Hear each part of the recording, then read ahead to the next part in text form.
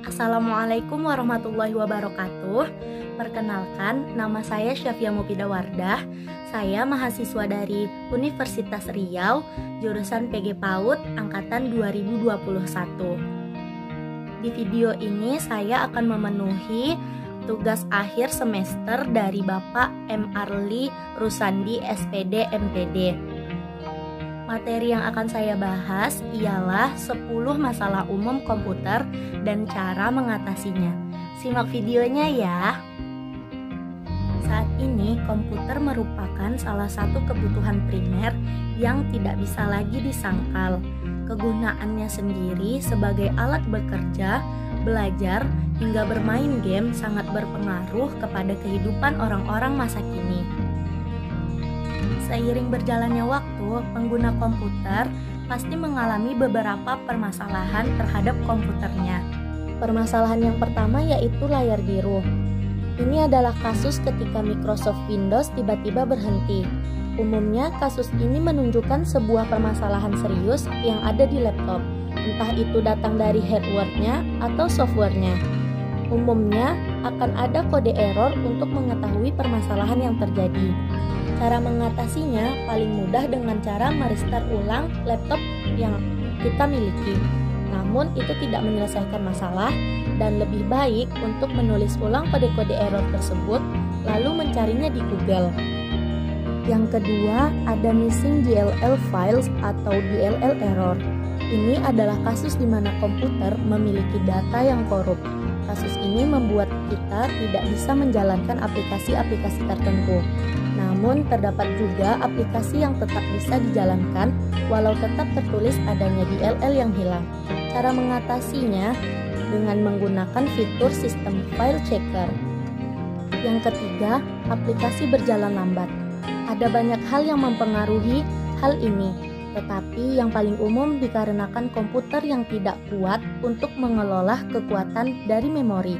Hal ini bisa dikarenakan RAM yang kecil, hard drive yang penuh, atau aplikasi yang berat seperti Google Chrome.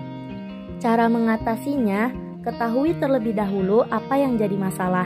Apakah itu karena masalah RAM atau lainnya? Jika masalah RAM, maka kita perlu mencari RAM yang lebih baik. Jika itu masalah aplikasi yang berat, kita bisa membuka Windows Task Manager dan menekan Ctrl, Alt, Delete secara bersamaan. Cek tabulasi proses, lalu matikan aplikasi yang sekiranya terlalu berat dengan klik kanan aplikasi tersebut dan pilih End Process. Masalah keempat ialah malware. Seperti virus, tetapi ini lebih berbahaya. Malware dapat melukai atau menghentikan komputer beserta sistem-sistemnya. Jika terkena, kita perlu menginstalnya terlebih dahulu. Tetapi sekarang, kita cuma perlu mengunduh file dari sebuah website yang ditumpangi malware. Cara mengatasi ialah dengan menggunakan malware tool dan terus mengupdate-nya. Perlu diingat, malware tools berbeda dengan virus software, jadi kita perlu menginstal keduanya. Yang kelima, yaitu isu koneksi atau internet. Banyak masalah yang bisa jadi penyebab hal ini. Mungkin provider, ISP, hardware, dan juga server DNS. Cara mengatasinya cukup dengan mengulang komputer dan masalah-masalah tersebut bisa langsung beres. Gunakan saja Windows Network Diagnosis Tool untuk mengecek masalah lokal. Yang keenam, hard drive failure. Ada permasalahan di mana hard drive tidak terbaca. Biasanya ini dikarenakan umur hard drive yang memang waktunya ganti. Kabar baik adalah hard drive mudah diganti. Kabar buruk, data dalam hard drive tersebut hilang semua. Cara mengatasinya adalah dengan terus-menerus membackup datamu. Kita bisa melakukan ini secara reguler tiap 1 minggu sekali ataupun sebulan. Jangan sampai terlupa karena tidak ada yang tahu kapan hard drive mati. Yang ketujuh ada layar beku. Kita mungkin cukup sering mengalami hal ini. Layar kita tiba-tiba saja membeku dan tidak ada yang bisa kita lakukan. Itu bisa dikarenakan hardware kita bermasalah ataupun software kita bermasalah. Cara mengatasinya dengan menggunakan Windows Task Manager jika komputer masih bisa merespon. Tetapi jika benar-benar sudah tidak ada apa-apa atau tidak bisa diapa-apakan, maka perlu dilakukan hard reset.